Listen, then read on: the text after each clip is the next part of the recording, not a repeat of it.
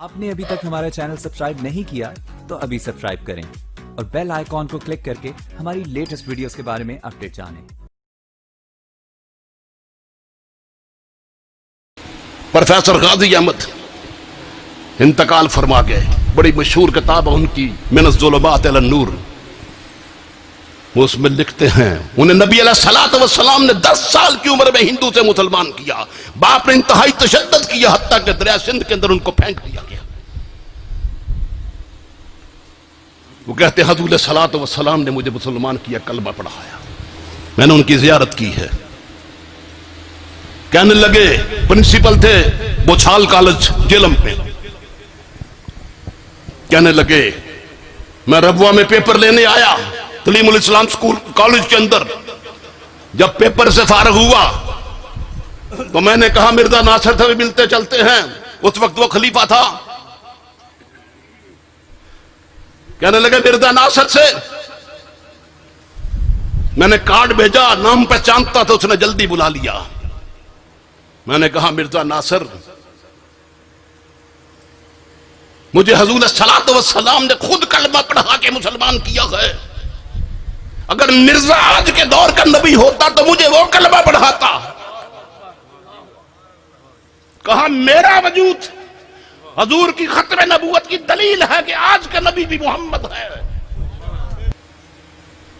اگلی بات انہوں نے کہا میرا وجود ختم نبوت کی دلیل ہے۔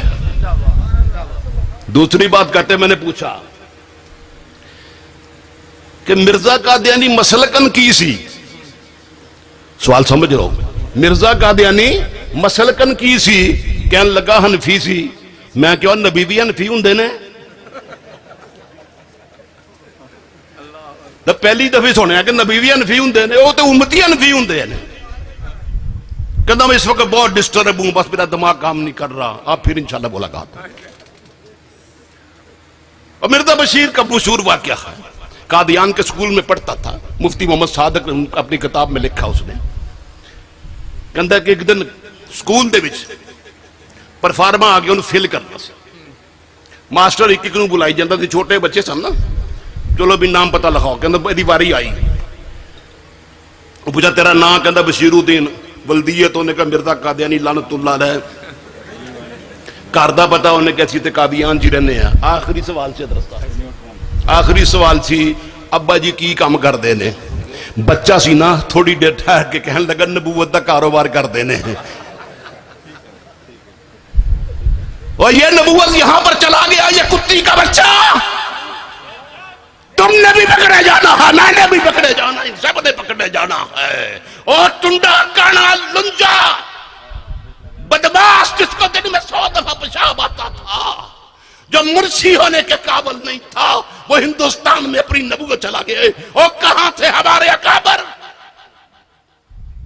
اور یہ قوم جو ٹکے ٹکے پہ چھری مار دیتی ہے، بات بات پہ فائرنگ کرتی ہے، کلاشن کو چلتی ہے، اور اس تک کوئی چھری والا بھی نہ پہنچا سور تک۔